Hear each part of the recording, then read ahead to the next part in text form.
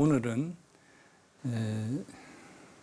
한국 법 질서에 있어서 불교와 불자의 역할이라는 제목으로 말씀을 드리겠는데, 저번 시간에 한 그 한국의 법과 종교에 관한 일반적 설명이나 또 종교와 법 질서의 관계에 관한 설명은 이 이야기를 하기 위한 기초로서 말씀을 드린 것입니다. 우선 이 불교 수행이 이것이 상당히 개인주의적인 측면을 많이 가지고 있는데, 이러한 불교가 법적 정의와 연결이 될 수 있는가, 뭐 이런 생각을 할 수가 있겠습니다. 그래서 이 점에 관해서 몇 가지 먼저 말씀을 드리겠는데, 불교가 그 수행 목적을 그 해탈과 열반에 두고 있다는 것은 뭐 일반적인 이야기입니다. 그러나 이제 자신의 그 해탈, 뭐 심하게 해서 눈 감고 귀 막고 안 듣고 안 보면 편하다, 이런 해탈이 아니라는 것은 뭐 또 잘 아시는 일이고, 대승에서는 흔히 자타일시 성불도라는 이런 말을 쓰고 있는데, 이 열반과 해탈이라는 말은 역시 이제 깊은 뜻이 있습니다.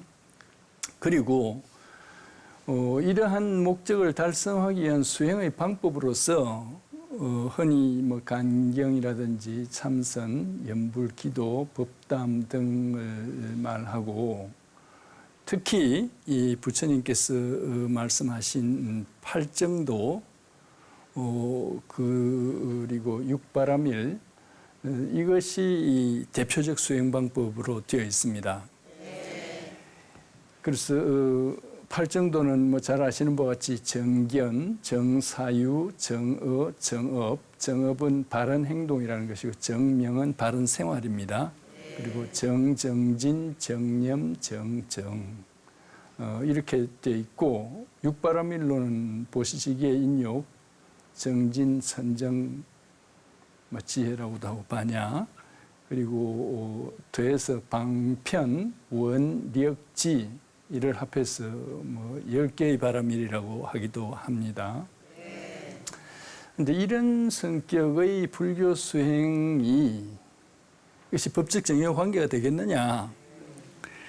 그래서 법적 정의에 관해서 또 본다면, 이것은 뭐 여러 가지 정의, 법적 저스티스를 정의하기 위한 많은 논란이 있습니다만은, 대체로 일반적으로 하는 말은 사회나 공동체를 위한 옳고 바른 도리다, 뭐 이렇게 말하고 있고, 옛날에 있었던 유명한 말들을 보면 로마 당시에 울피아누스가 한 각자에게 그의 몫을 돌려주고자 하는 항구적인 의지다, 이렇게 말하는 일도 있고, 최근에 뭐 존 롤스 같은 사람이 쓴 정당화될 수 없는 불평등이 존재하지 않는 상태를 추구하는 것이다, 뭐 평등의 이 기준에 치중한 설명이겠습니다만, 이런 말도 있고, 정의를 논할 때 일반적으로 그 아리스토텔레스의 일반적 정의와 부분적 정의라는 말도 쓰고 있는데, 아리스토텔레스는 일반적 정의, 우리에게 많이 알려진 건 부분적 정의로서 배분적 정의와 평균적 정의를 말합니다.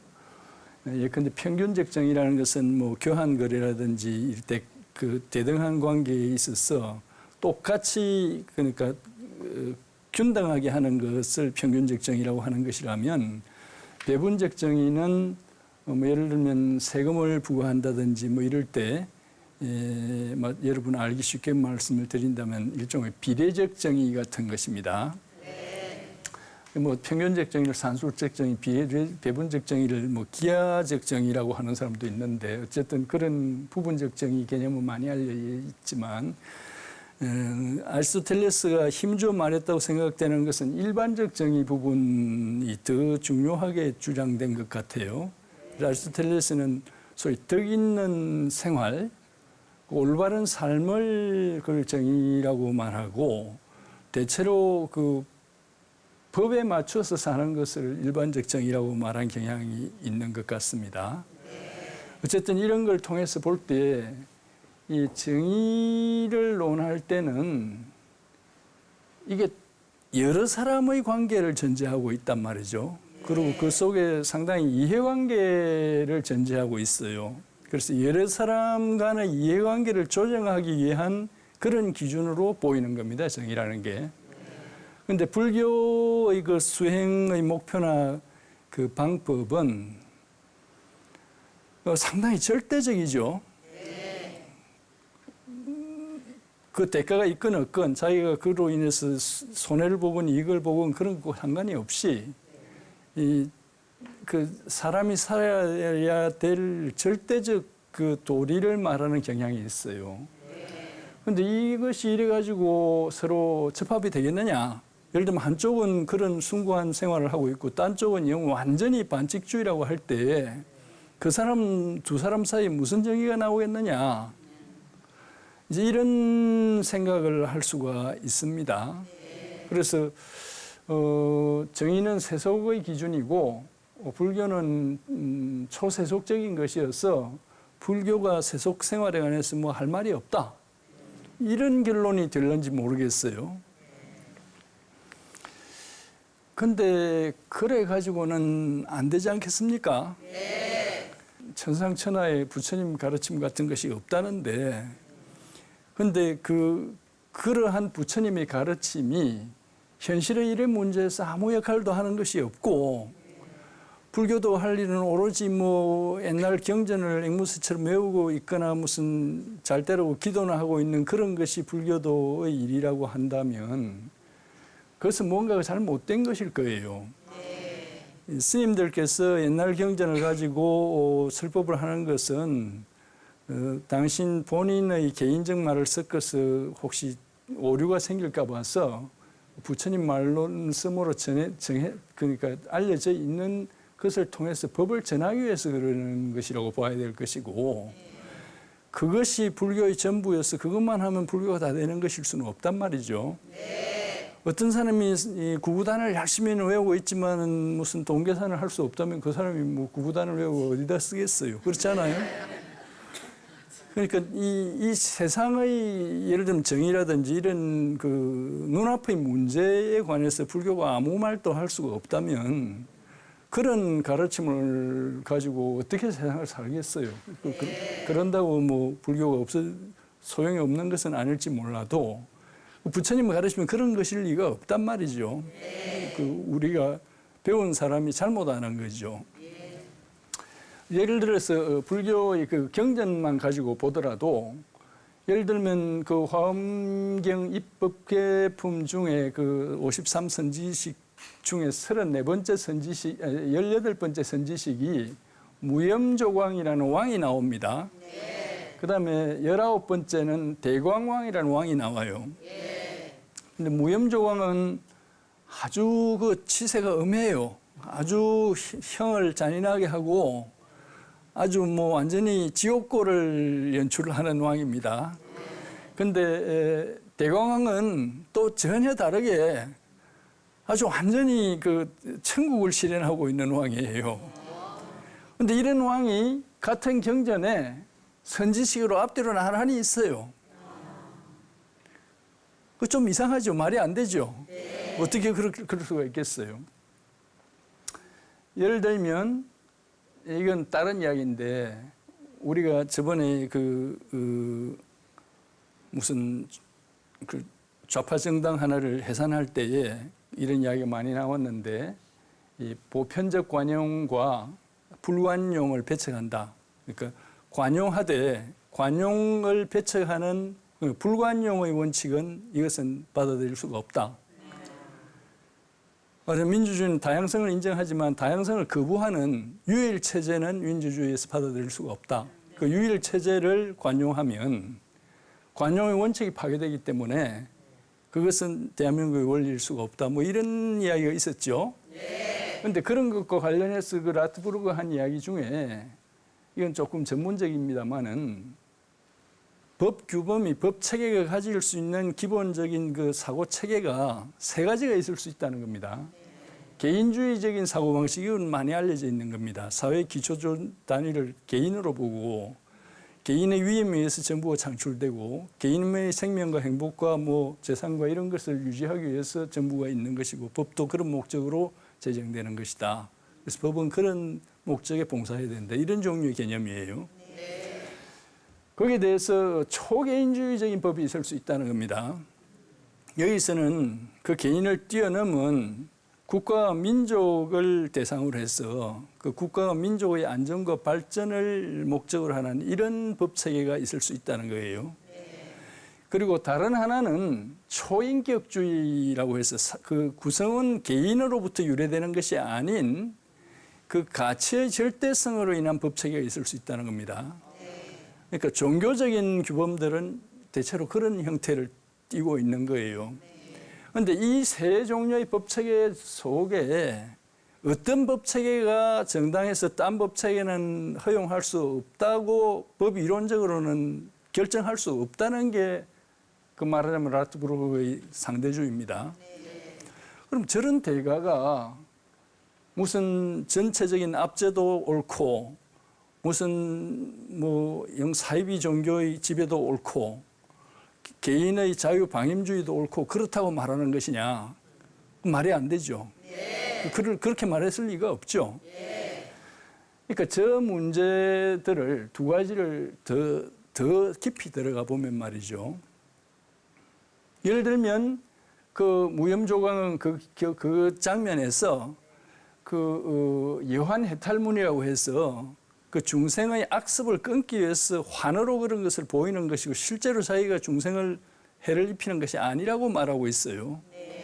그런데 이제 어떻게 하는 것인지는 뭐 좀 적어도 그 경전의 수준에서 보면 아주 초능력자들이어서 우리가 그대로 따라하기는 쉽지 않겠습니다만은 저는 라트브루흐의 저 책에도 오늘날 많은 사람들이 민주주의는 피를 먹고 자란다고 하는 사람이 있었지만은 지금 민주주의는 시민의 양식에 의해서 운영된다는 것이 일반적 이야기 아닙니까? 개개인의 합으로서 모든 것이 된다는 전제를 하자면 그 개개인이 어느 정도 수준이 돼야 돼요. 우리가 경험하지 않습니까? 여론조사라는 게 한 달, 두 달 만에 완전히 180도 달라지는 때가 있잖아요. 다중은 대부분 현명하지만 선동되거나 오류했을 때는 터무니없는 짓도 하는 것이 다중이에요. 그러니까 그런 터무니없는 다중을 존중하는 개인주의 법체계가 라트브루크가 말하는 개인주의 체계일 수가 없는 거예요.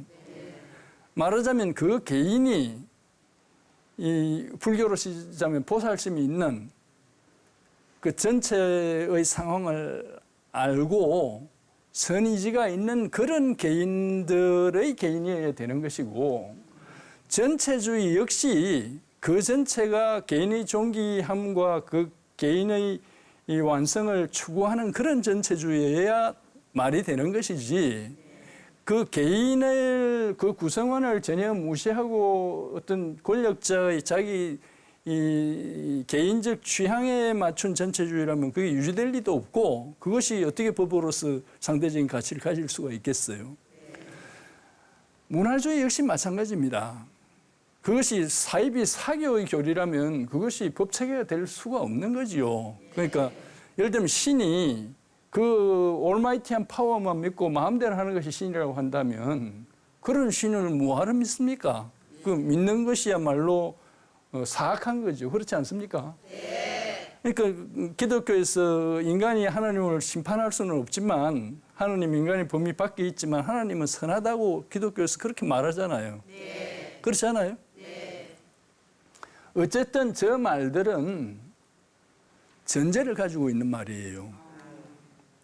그래서 사회 정의를 거론함에 있어서도 그 사회 정의를 거론하는 개인의 전제적으로 필요한 겁니다. 그러니까 그 배분적 정의와 평균적 정의를 하는 것이 남한테 책 잡히지 않고 무슨 꾀를 내고 계략을 꾸미고 또는 남을 모해하기 위해서 그런 것을 한다면 모양은 정의지만 그게 정의가 아닌 거예요. 또는 얼른 봐서는 비례에 안 맞지만 그것이 이 전체적으로 그 개인과 공동체 전부를 위한 유일한 길일 때는 그것이 정의일 수가 있는 겁니다. 그렇지 않아요? 네. 그러니까 말하자면 이 법은 아까도 말씀드렸지만 법은 좀 바보스러운 기준입니다. 그 바보스러운 기준을 말이 되게 해석하려니까 법률가가 골이 아픈 거예요. 그런데 이러한 사회 정의가 그러니까 제대로 수행이 되기 위해서는 그 구성원과 특히 법을 담당한 사람이 매우 정의롭고 훌륭해야만 되는 거예요. 그 사람 자신이 비뚤어져 있으면 법이 뭐 온갖 방법으로 얽어매놔도 다 빠져나갈 길이 다 있게 돼 있어요. 그 복잡할 뿐이지. 그러면 투머치로 투리를 제스티스라는 이런 글도 있는데 법 조문이 아무리 많고 수문장이 아무리 많아도 그 최종 결과는 정의롭지 않을 수가 있는 겁니다. 그렇지 않아요? 그래서 불교의 수행이 개인주의적인 것이라고 하더라도 아까 본 바와 같이 저 무영도원과 대광왕도 다 그 53성지식으로 성불해 가는 과정에서 수행자의 한 사람으로 나오는 겁니다. 저 사람이 왕이 돼서 국가를 통치하는 사람이에요.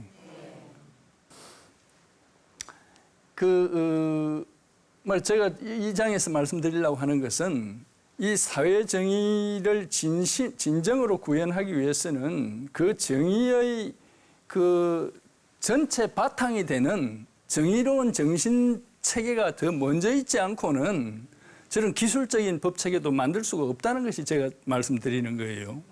그것이 말하자면 아까 하버드의 법철학 교수가 하는 말도 결국 같은 말을 하는 겁니다.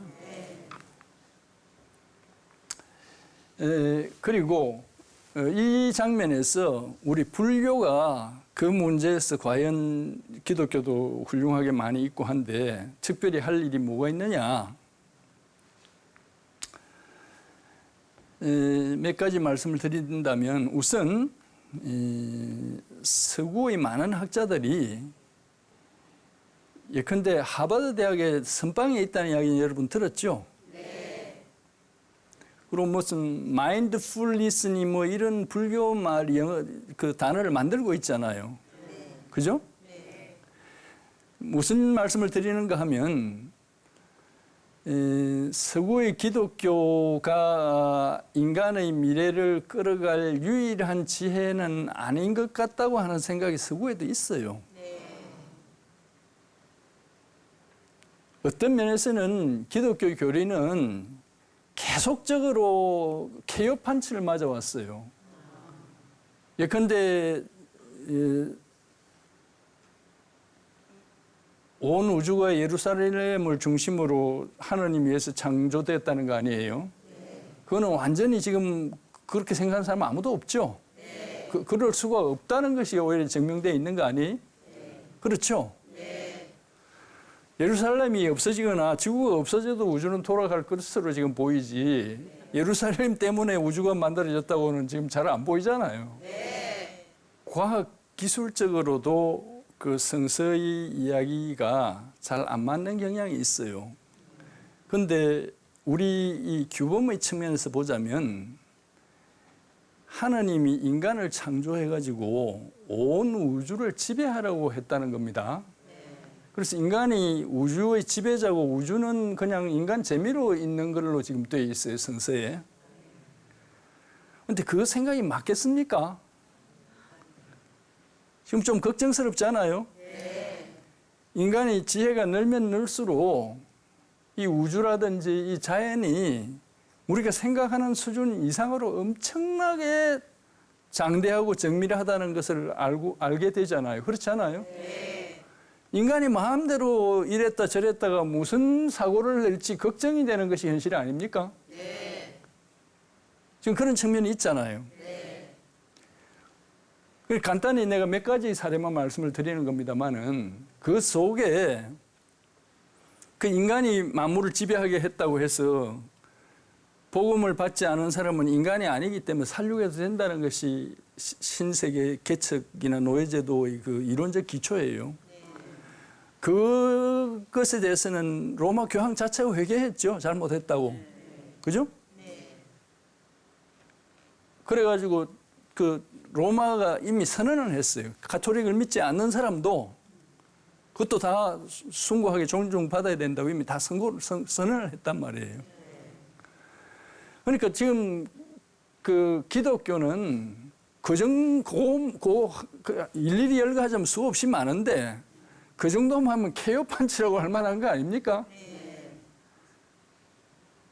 그러나 물론 이제 기독교 안에 좋은 것이 많이 있고 또 그러한 예의 그 인류 문명을 이끌어온 많은 그 역량과 또 공적이 있죠.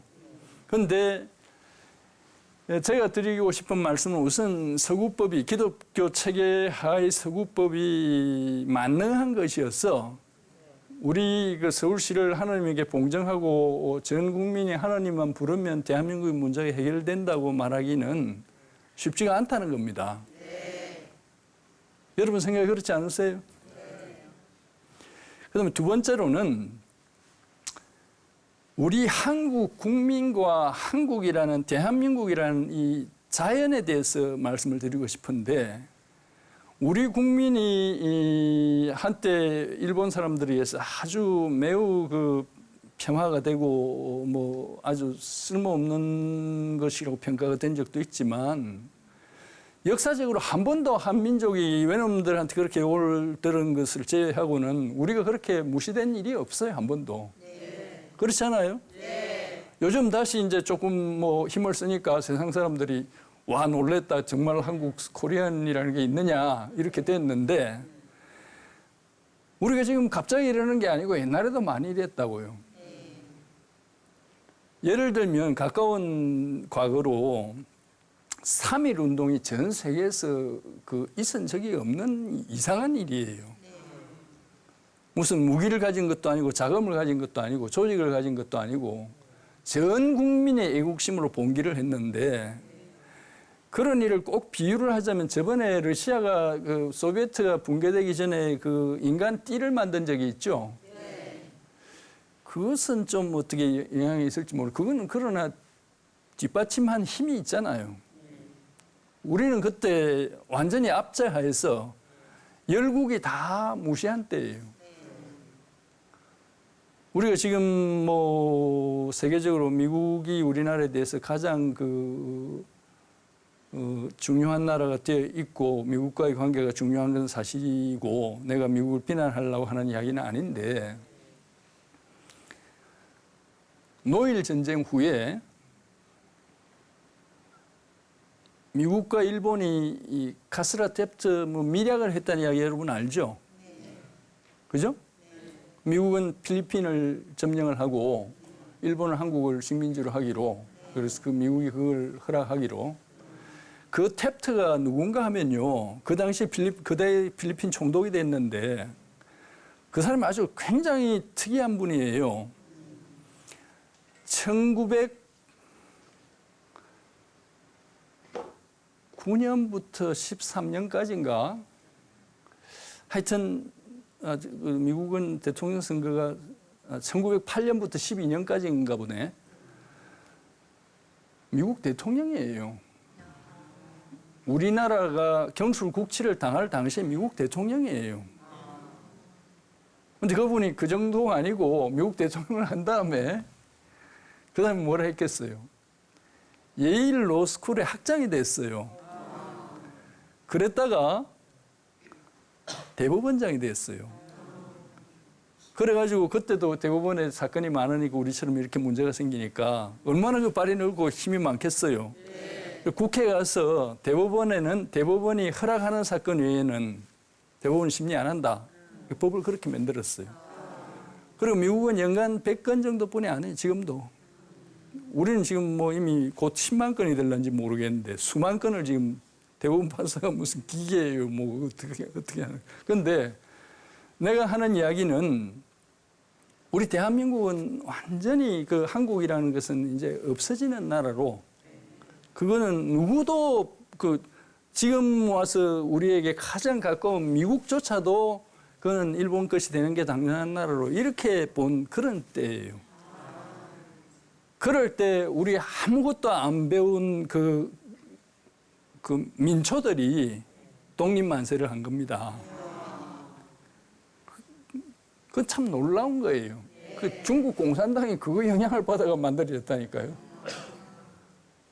여러분 그런 이야기 많이 들었죠. 중국에는 많은 사람이 학살되고 해도 일본 사람한테 손도 하나 못 대는데 한국 사람은 희생자가 많지 않은데도 대장도 죽이고 뭐 이토 히로부미 원흉도 죽이고 다 하는데 중국 사람 뭐 하는 거냐. 예를 들면 그런 것이 공산당이 발족될 당시의 정신적 배경이었어요. 그런데 또 우리가 임진왜란 들지 않습니까? 임진왜란이 특이하다는 거 여러분 다 아시죠? 조정에서 무슨 대포를 만들어준 것도 아니고 거북선을 만들어준 것도 아니고 무슨 군대를 보내준 것도 아니고 심지어는 장수를 죽이려고만 자꾸 애를 썼는데 그런 상태에서 어떻게 이겼겠어요? 이순신 장군이 원체 뛰어나신 분이긴 하지만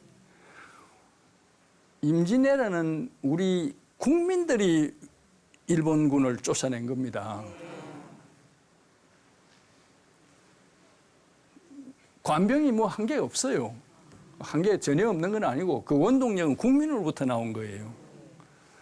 예를 들면 일제가 우리나라에 36년인가 뭐 35년인가 있었다고 하잖아요. 여기에 일본인 애를 낳아가지고 우리나라에 복잡하게 됐다는 이야기 별로 없죠. 뭐 그런 사람 있었는지 모르겠는데 일본으로 갔는지. 베트남에는 우리가 가서 몇 년 안 있었잖아요. 그런데 한국인 애가 있다고 하죠. 거기에 비하면 일본에 없잖아요. 한국 여성들 일본 사람 애를 안 낳아준 거예요. 그거 쉬운 일이 아니에요. 아주 어려운 일입니다. 그렇지 않아요? 또는 그 전에 고구려나 이런 나라들이 어떻게 했는지 그런 거 여러분 다 아시잖아요. 우리가 참 매우 별난 사람들인데 이 별난 그 근원에 여러 가지가 있겠죠. 그런데 그 속에 이 불교가 흐르고 있단 말이에요. 말하자면 한국은 전 강토와 국민의 마음속에 불교가 새겨져 있어요. 그런데 이러한 나라에서 기독교적 법리만 가지고 이것이 순조롭게 다스려지느냐? 그것이 온전하다면 다스려져야 되고 우리가 다 그렇게 복종해야 맞습니다. 그러나 부처님의 교법은 남이 무시하고 안 보기는 해도 지금까지 KO를 맞은 일이 한 번도 없어요. 부처님 교법이 틀렸다고 증명된 것 사람 들고 나와봐요. 뭐가 틀렸어요? 예를 들면 성단의 비리는 부처님이 시킨 게 아니에요. 부처님이 성단 조직하지 말라고 한 거예요. 말 안 듣는 제자들이 사고를 내지 부처님의 가르침의 사고는 없다고요. 내가 무슨 스님을 비난하기 위해서 선동하는 건 아니고 스님들은 제가 보기에는 부처님의 가르침을 전하는 소임에 만족하셔야 됩니다. 이런 일상생활을 하는 여러분들이 하셔야 돼요. 여러분들이 불성을 발휘해서 부처님의 지혜로 각각 자기가 처한 자리에서 생불로서 여러분들이 활동을 하셔야 문제가 해결이 나는 겁니다. 그렇지 않아요?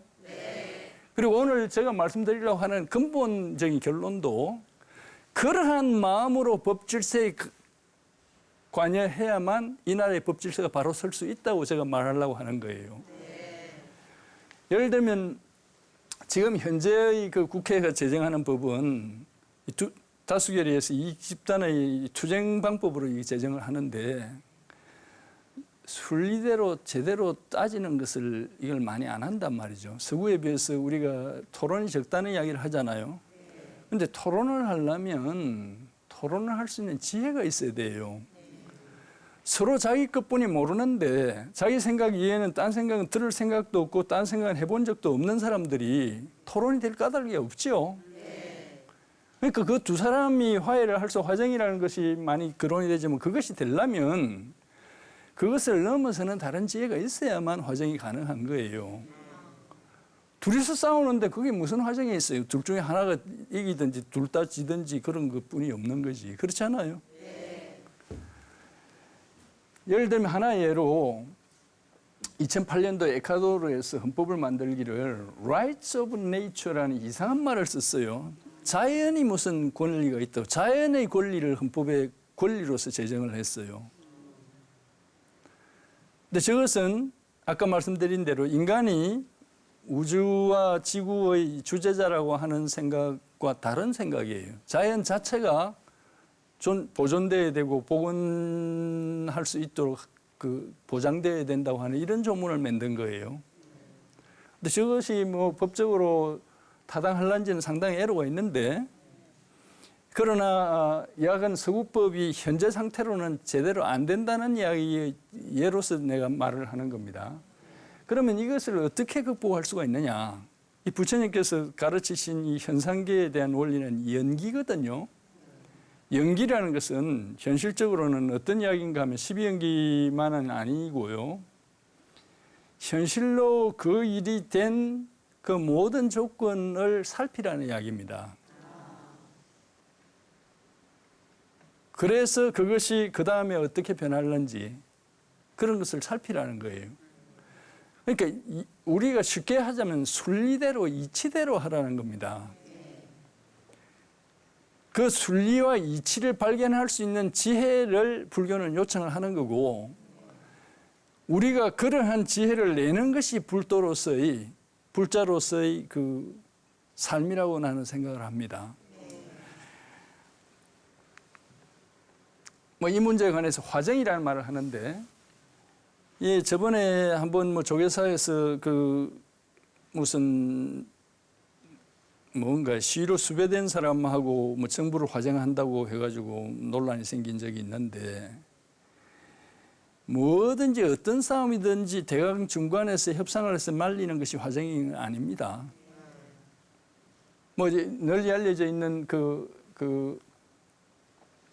원효 스님이 한 화정은 당시에 직접 테마가 당시에 오교 구산 등등 불교적인 여러 종파들이 들어와서 서로 다투기 때문에 그 가르침은 전부 부처님으로부터 나왔는데, 그 내용이 어떻게 그렇게 다룰 수 있는지에 관해서 원효 스님이 설명을 한 것이라고 볼 수 있어요.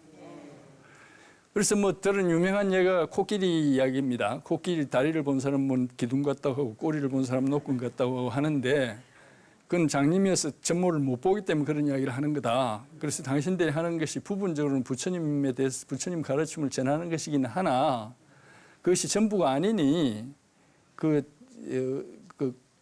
궁극적인 깨우침의 수준에서 서로 화해를 해라. 뭐 이런 종류의 주장이 원효 스님이 말한 시문화정론의 요지라는 겁니다. 그런데 이것을 어떤 사람들은 양쪽이 다 틀렸고, 그래서 어느 것도 옳지 않으니 다 물러서라, 뭐 이런 종류의 이론으로 오늘날 그렇게 쓰는 경향이 있는데, 원효 스님이 말씀하신 것이나 그 원리가, 원효 스님의 논리는 그 코끼리의 전모를 본 사람이 있어야 이야기가 되는 거예요. 그리고 보되 제대로 봐야죠. 제대로 봐서 모든 그 주장이 그게 전혀 황당한 이야기를 하는 건 아니고 약간의 가치는 있는 거예요. 그러니까 그 가치가 성립하는 일정한 조건과 유효 범위를 그걸 정해줘야 된다. 당신 말은 요래서 하는 말이고 여기까지는 의미가 있지만 그 나머지는 이런저런 다른 이유로 거기에서는 의미가 있을 수 없다. 그러니까 다른 것은 또 저렇게 돼야 된다. 그래서 다리는 개둥같이 생겼다고 하는 건 맞고 꼬리가 노끈같이 생겼다고 하는 건 맞아도 코끼리가 노끈같이 생긴 건 아니고 다른 부분이 돼 있다. 예를 들면 원효가 그렇게 말하려고 했다는 겁니다. 근데 우리 불자들이 지혜를 개발해서 우리 한국은 지금 유명한 고집쟁이들, 특히 기독교와 공산주의자들이 칼을 맞대고 싸우는 상황이에요. 저런 아무 말 들을 생각이 없어요. 뿐만이 아니라 그렇지 않은 사람들도 지금 다 그 사람들 닮아가지고 외마디 고집쟁이들이 다 되어버렸어요. 전부 다. 그래서 이런 것을 어떻게 해결할 거냐. 지난한 일이지만 원칙으로 순리로 풀어야 된다고요. 어떤 한계가 있겠지만, 예, 그리고 마지막으로 제가 드리고자 하는 것은 이 부처님의 가르침 중에 유명한 것이 건강경의 대승정종분 여러분 다 아시죠? 네. 세보살, 마살, 응, 여시, 항복기심 이와 같이 그 마음을 항복받아야 된다. 소유일체 중생지류, 악의 영입 무여열반 이멸도지, 여시멸도 무량무수 무변중생, 실무중생 득멸도자, 하이고 수보리 약보살 유 아상인상 중생상 수자상 득비보살. 한자로 되어 있는 말이지만 읽으면 읽을수록 참 기막힌 말입니다. 중생은 그러니까 그 보살심을 낸 사람은 말이죠. 이 인류가 아니고 우주의 모든 생명이 있는 것을 중생지류를 모두 그 완전 상태로 무여열반에 이끌려고 하는 이런 마음을 내야 된다. 그렇게 돼 있는 거 아니에요? 네. 그죠? 네. 근데 그렇게 해서 모든 중생을 다 이멸도지해도 아무도 그 자기에 의해서 멸도되는 사람이 없다.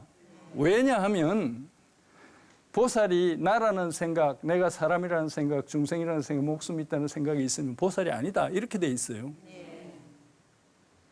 기독교에서 자기가 오른손이 하는 말, 그것을 왼손이 알지 못하게 하라고 하는데 비슷할란지는 몰라도 그건 일부러 그러는 게 아니에요. 알고 있으면서 모르는 척 하는 거 아니에요. 이것은 그 일을 한 자기가 없다는 겁니다. 지금 사회에 출세한 모모한 인사들이 이상한 짓들을 하는데 그걸 어떤 사람이 이렇게 분석을 해요. 자기가 이 세상을 위해서 굉장히 큰 공덕을 쌓아서 베풀었기 때문에 나는 특별한 이익을 누릴 권한이 있다. 그리고 나는 근원적으로 남들보다는 뛰어난 사람이다. 그러니까 나는 딴 사람보다는 특별 취급을 받아야 되고 나는 특수한 이익을 누려야 된다라는 생각이 그 밑바탕에 있다는 겁니다. 근데 그런 마음은 저기에 의하면 이제 완전히 위반되는 말이에요. 자기가 어떠한 공덕을 쌓건 자기라는 것이 없다고 돼 있잖아요. 저 마음이 우리 민족의 피 속에 녹아 있기 때문에 아주 급한 때가 되면 저게 나온단 말이에요. 그래서 의병도 하고 나라를 위해서 순국도 하는 거예요. 이러한 근본적인 마음에서 법을 운용을 하고 정의를 논해야만 그것이 바로 되는 것이지 형식으로 정의를 논하는 것은 정의가 될 수가 없어요. 여러분들 그렇게 생각하지 않습니까? 나도 고시 출신이고 뭐 법학 전문대학원 원장도 한 사람으로서 좀 자가당착적인 말일지 모르겠지만 이 고시 공부라는 게 상당히 고통을 수반하는 일입니다. 그래서 그걸 합격을 한 사람은 뭐 머리도 좀 좋은지 모르겠고 적어도 남들이 지겨워서 못하고 산만해서 그냥 포기하는 일을 죽자 사자해가 뭔가 이뤄낸 사람이에요. 그러니까 뭔가 하여튼 최소한 독한 거는 있는 사람입니다. 그런데 그것이 거기를 넘어서서 내가 그 독한 마음으로 돈을 벌면 왜 못하며 공부를 하면 왜 못하며 뭘 하면 못하며 이제 이렇게 되어 나가면 이게 문제가 있다는 겁니다. 그리고 나는 원천적으로 우월한 사람이므로 남보다는 내가 특권이 있어야 된다. 이렇게 생각하는 마음이 암리에 있어요. 우리가 그 무슨 옛날에 뭐 대장군 잘 이끌어 이런 유행가도 있잖아요. 그 뭐 출세해가지고 그 금유한양하고 말이죠. 뭐 부귀영화하고 하려고 하는 생각이 이 로스쿨 학생들이 입학할 때 내가 면접도 해봤지만 무슨 정의를 구현하겠다든지 이런 좋은 말을 합니다. 그런데 그 마음 속에 내가 남보다 좀 더 쉽게 많이 벌어서 잘 살겠다는 생각이 전혀 없는지나 그걸 잘 모르겠어요. 근데 잘 살라고 하는 노력을 하지 말라는 말은 아닙니다만은 어느 정도 뭐 노력해서 사람이 살아야죠. 부처님께서 그 무슨 거지되라고 가르친 건 아니니까. 근데 법에 종사하는 사람, 무릇 법에 종사하는 사람, 뭐 국가와 민족이면 더 좋겠고 적어도 정의에 봉사하려고 하는 진지한 마음이 있어야 되잖아요. 그렇잖아요. 네. 그리고 그 수준이 적어도 이 일체 중생을 다 무예열반케 하기는 어렵다고 하더라도